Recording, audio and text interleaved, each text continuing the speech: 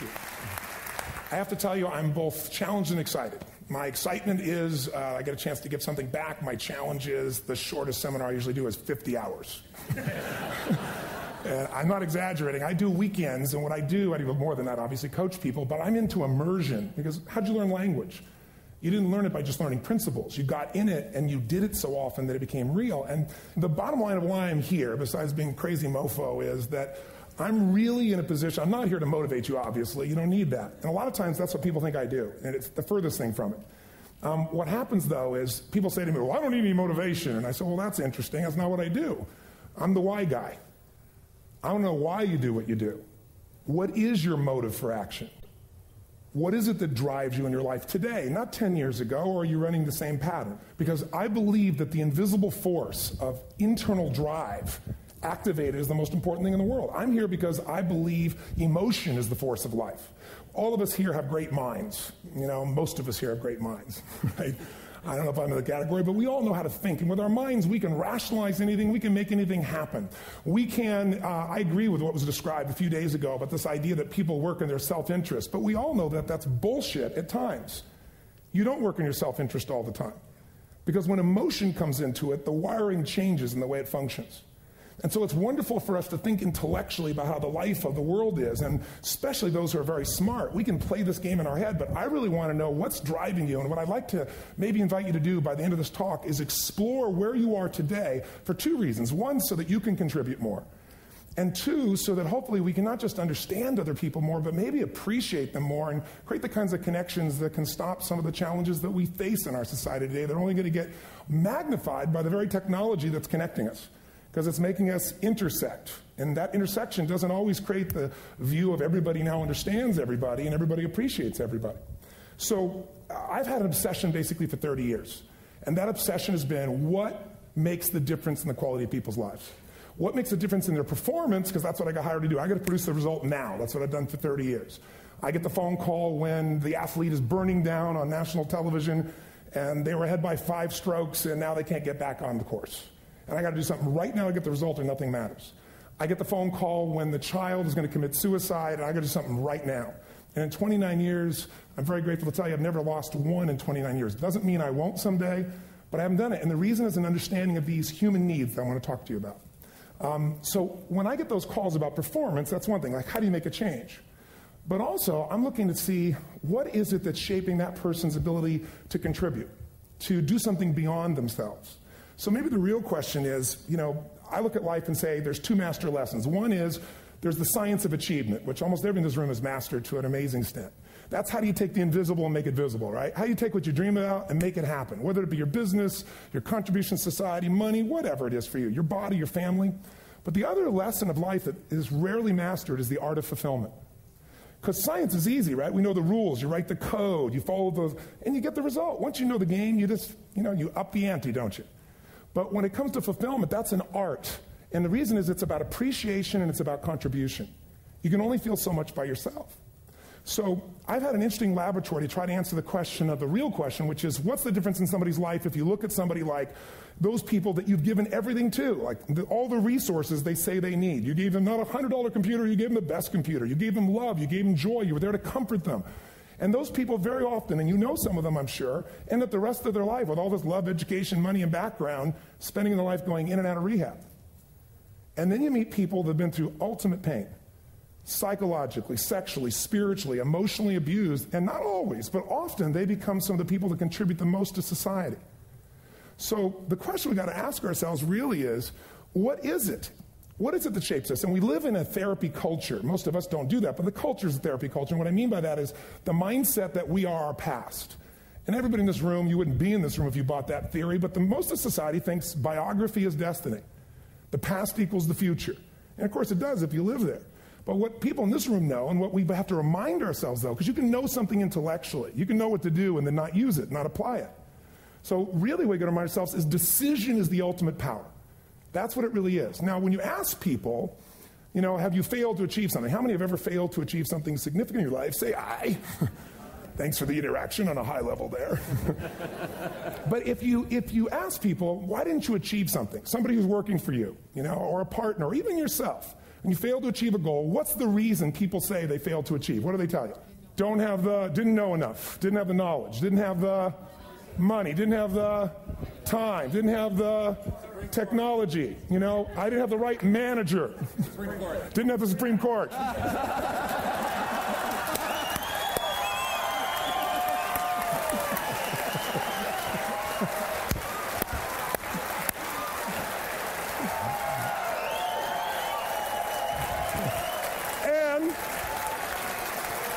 And what do all those, including the Supreme Court, have in common? They are a claim to you missing resources. And they may be accurate. You may not have the money. You may not have the Supreme Court. But that is not the defining factor.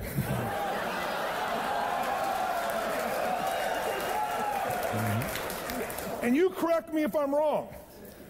The defining factor is never resources, it's resourcefulness. And what I mean specifically, rather than just some phrase, is if you have emotion, human emotion, something that I experienced from you day before yesterday at a level that is as profound as I've ever experienced, and if you'd communicated with that emotion, I believe you would have beat his ass and won.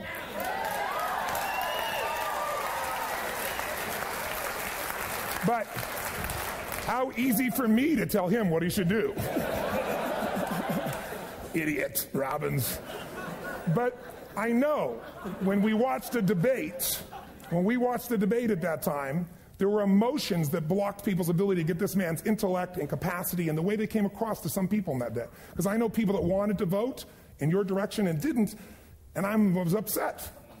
But there was emotion that was there. How many know what I'm talking about here? Say I. So emotion is it, and if we get the right emotion, we can get ourselves to do anything. We can get through it. If you're creative enough, playful enough, fun enough, can you get through to anybody, yes or no? If you don't have the money, but you're creative and determined enough, you find the way.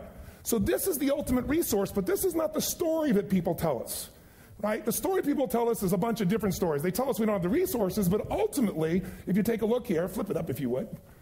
They say, what are all the reasons they have in common? We've said that. Next one, please. He's broken my pattern, that son of a bitch.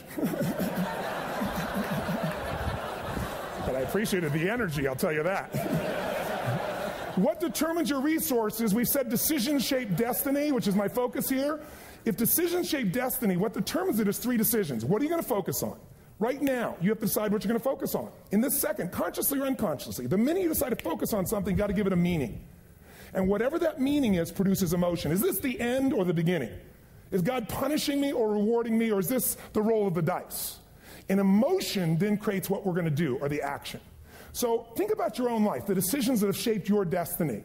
And that sounds really heavy, but in the last 5 or 10 years, 15 years, haven't there been some decisions you've made that if you made a different decision, your life would be completely different? How many can think of one, honestly? Better or worse? Say I. So the bottom line is maybe it was where to go to work, and you met the love of your life there. Maybe it was a career decision. I know the Google geniuses I saw here. I understand that their decision was to sell their technology at first. What if they made that decision versus to build their own culture? How would the world be different? How would their lives be different? Their impact. The history of our world is these decisions. When a woman stands up and says, no, I won't go to the back of the bus, she didn't just affect her life. That decision shaped our culture. Or someone standing in front of a tank. Or being in a position like Lance Armstrong and someone says to you, you've got testicular cancer. That's pretty tough for any male, especially if you ride a bike. Right? You got it in your brain, you got it in your lungs. But what was his decision of what to focus on? Different than most people. What did it mean? It wasn't the end, it was the beginning. What am I going to do? He goes off and wins 7 championships he never won once before the cancer because he got emotional fitness, psychological strength. That's the difference in human beings that I've seen of the 3 million I've been around. Because that's about my lab. I've had 3 million people from 80 different countries that I've had a chance to interact with over the last 29 years. And after a while, patterns become obvious. You see that South America and Africa may be connected in a certain way, right? Other people say, oh, that sounds ridiculous. It's simple. So what shaped Lance? What shapes you? 2 invisible forces. Very quickly. 1, state. We all have had times. Have you had a time you did something and after you did it, you thought to yourself, I can't believe I said that. I can't believe I did that. That was so stupid. Who's been there? Say I. Have you ever done something after you do it? You go, that was me. Right? It wasn't your ability, it was your state. Your model of the world is what shapes you long term. Your model of the world is the filter. That's what's shaping us. That's what makes people make decisions. When we want to influence somebody, we got to know what already influences them. And it's made up of 3 parts, I believe. First, what's your target? What are you after? Which I believe it's not your desires. You can get your desires to goals. How many of you got a goal, desire, and thought, is this all there is? How many have been there? Say, aye. So it's needs we have. I believe there are 6 human needs. Second, once you know what the target that's driving you is, and you uncover it for the truth, you don't form it, you uncover it. Then you find out what's your map. What's the belief systems that are telling you how to get those needs?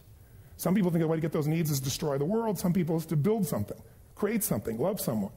And then there's the fuel you pick. So very quickly, 6 needs. Let me tell you what they are. First one, certainty. Now these are not goals or desires. These are universal. Everyone needs certainty that they can avoid pain and at least be comfortable. Now how do you get it? Control everybody, develop a skill, give up, smoke a cigarette. And if you got totally certain, ironically, even though we all need that, like you're not certain about your health or your children or money, you don't think about much more. You're not sure the ceiling's going to hold up. You're going to listen to any speaker. But while we go for certainty differently, if we get total certainty, we get what? What do you feel if you're certain? You know what's going to happen, when it's going to happen, how it's going to happen. What would you feel? Bored out of your mind. So God, in her infinite wisdom, gave us a second human need, which is uncertainty. We need variety. We need surprise. How many of you here love surprises? Say aye. Bullshit. You like the surprises you want. The ones you don't want, you call problems, but you need them. So variety is important. Have you ever rented a video or a film that you've already seen? Who's done this? Get a fucking life. Right? Why are you doing it? You're certain it's good because you read it before, saw it before, but you're hoping it's been long enough you've forgotten enough there's variety. Third human need, critical, significance. We all need to feel important, special, unique. You can get it by making more money. You can do it by being more spiritual. You can do it by getting yourself in a situation where you put more tattoos and earrings in places humans don't want to know. Whatever it takes. The fastest way to do this, if you have no background, no culture, and no belief in resources or resourcefulness, is violence. If I put a gun to your head and I live in the hood, instantly I'm significant. 0 to 10, how high? 10. How certain am I and you're going to respond to me? 10. How much uncertainty? Who knows what's going to happen next? Kind of exciting. Like climbing up into a cave and doing that stuff all the way down there. Total variety and uncertainty. And it's significant, isn't it? So you're willing to risk your life for it. So that's why violence has always been around and will be around unless we have a consciousness change as a species. Now you can get significance in a million ways, but to be significant, you got to be unique and different. Here's what we really need. Connection and love, fourth need. We all want it. Most people settle for connection because love's too scary. Don't want to get hurt. Who here has ever been hurt in an intimate relationship? Say aye. If you don't raise your hand, you'll have about other shit too. Come on. And you're going to get hurt again. Aren't you glad you came to this positive visit? But here's what's true. We need it. We can do it through intimacy, through friendship, through prayer, through walking in nature. If nothing else works for you, get a dog. Don't get a cat, get a dog. Because if you leave for 2 minutes, it's like you've been gone for 6 months when you show back up again 5 minutes later, right? Now, these first 4 needs, every human finds a way to meet. Even if you lie to yourself, even if you have split personalities. But the last 2 needs, the first 4 needs are called the needs of the personality, is what I call it. The last 2 are the needs of the spirit. And this is where fulfillment comes. You won't get fulfillment from the first 4. You'll figure a way, smoke, drink, do whatever, meet the first 4. But the last 2, number 5, you must grow. We all know the answer here. If you don't grow, you what? If a relationship's not growing, if a business is not growing, if you're not growing, it doesn't matter how much money you have, how many friends you have, how many people love you, you feel like hell. And the reason we grow, I believe, is so we have something to give of value. Because the 6th need is to contribute beyond ourselves. Because we all know, corny as it sounds, the secret of living is giving. We all know life's not about me, it's about we. This culture knows that. This room knows that. And it's exciting. When you see Nicholas up here talking about his $100 computer, the most passionate, exciting thing is here's a genius, but he's got a calling now. You can feel the difference in him. And it's beautiful. And that calling can touch other people. In my own life, my life was touched because when I was 11 years old, Thanksgiving, no money, no food, and we're not going to starve, but my father was totally messed up. My mom was letting him know how bad he messed up. And somebody came to the door and delivered food. My father made 3 decisions. I know what they were briefly. His focus was, this is charity. What does it mean? I'm worthless. What do I got to do? Leave my family, which he did. The time, one of the most painful experiences of life. My 3 decisions gave me a different path. I said, focus on, there's food. What a concept. You know? Second, but this is what changed my life. This is what shaped me as a human being. Somebody's gift. I don't even know who it is. I thought, my father always said, no one gives a shit.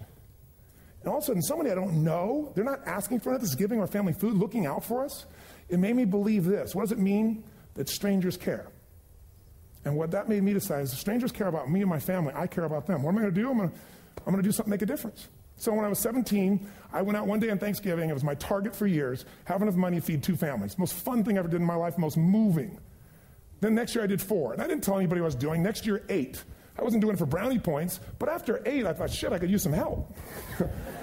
So sure enough, I went out, and what did I do? I got my friends involved, and I grew companies, and then I got 11 companies, and I built the foundation. Now, 18 years later, I'm proud to tell you, last year we fed 2 million people in 35 countries through our foundation, all during the holidays, Thanksgiving, Christmas, and all the different countries around the world. It's been fantastic. Thank you. So I don't tell you that to brag. I tell you because I'm proud of human beings because they get excited to contribute once they've had the chance to experience it and not talk about it. So finally, I'm about out of time, the target that shapes you, here's what's different about people. We have the same needs, but are you a certainty freak? Is that what you value most, or uncertainty? This man here couldn't be a certainty freak if he climbed through those caves. Are you driven by significance or love? We all need all 6, but whatever your lead system is tilts you in a different direction. And as you move in a direction, you have a destination or destiny. The second piece is the map. Think of that as the operating system tells you how to get there. And some people's map is, I'm going to save lives even if I die for other people, and they're a fireman. Somebody else says, I'm going to kill people to do it. They're trying to meet the same needs of significance, right? They want to honor God or honor their family, but they have a different map. And there are 7 different beliefs. I can't go through them because I'm done. The last piece is emotion. I say one of the parts of the map is like time. Some people's idea of a long time is 100 years. Somebody else says is 3 seconds, which is what I have. And the last one I've already mentioned that felt you. If you got a target and you got a map, and let's say, I can't use Google because I love Macs, and they haven't made it good for Macs yet. So if you use MapQuest, how many have made this fatal mistake of using MapQuest at some time? You use this thing and you don't get there. Well, imagine if your beliefs guarantee you can never get to where you want to go. The last thing is emotion. Now, here's what I'll tell you about emotion. There are 6,000 emotions that we all have words for in the English language, which is a linguistic representation, right? It changes by language. But if your dominant emotions, if I have more time, I have 20,000 people or 1,000, and I have them write down all the emotions that they experience in an average week. And I give them as long as they need. And on one side, they write empowering emotions, the other is disempowering. Guess how many emotions people experience? Less than 12. And half of those make them feel like shit. So they got 5 or 6 good frickin' feelings, right? It's like they feel happy, happy, excited, oh shit, frustrated, overwhelmed, depressed. How many of you know somebody who no matter what happens finds a way to get pissed off? How many know somebody like this? Or no matter what happens, they find a way to be happy or excited. How many know somebody like this? Come on. When 9/11 happened, and I'll finish with this, I was in Hawaii. I was with 2,000 people from 45 countries. We were translating 4 languages simultaneously for a program that I was conducting for a week. The night before was called Emotional Mastery. I got up, had no plan for this. When do people really start to live? When they face death. And then I went through this whole thing about if you were going to get off this island, if 9 days from now you were going to die, who would you call? What would you say? What would you do? One woman, well, that night is when 9/11 happened. One woman had come to the seminar, and when she came there, her previous boyfriend had been kidnapped and murdered. Her friend, or her new boyfriend, wanted to marry her, and she said no. He said, if you leave and go to that Hawaii thing, it's over with us. She said, it's over. When I finished that night, she called him and left a message, true story, at the top of the World Trade Center where he worked, saying, honey, I love you. I just want you to know, I want to marry you. It was stupid of me. She was asleep, because it was 3 a.m. for us, when he called her back from the top and said, honey, I can't tell you what this means. He said, I don't know how to tell you this, but you give me the greatest gift, because I'm going to die. And she played the recording for us in the room. She was on Larry King later. And he said, you're probably wondering how on earth this could happen to you twice. And he said, all I can say to you is, this must be God's message to you, honey. From now on, every day, give your all, love your all. Don't let anything ever stop you. She finishes, and a man stands up and he says, I'm from Pakistan, I'm a Muslim. I'd love to hold your hand and say I'm sorry, but frankly, this is retribution. I can't tell you the rest because I'm out of time.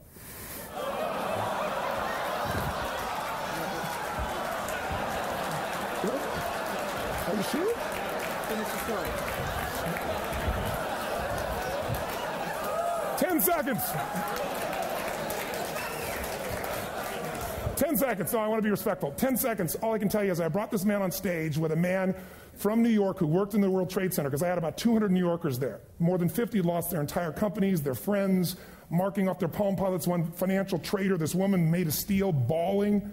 30 friends crossing off that all died. And what I did to people said, what are we going to focus on?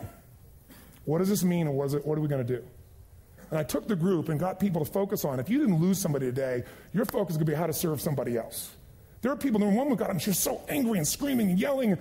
She wasn't from New York. She's not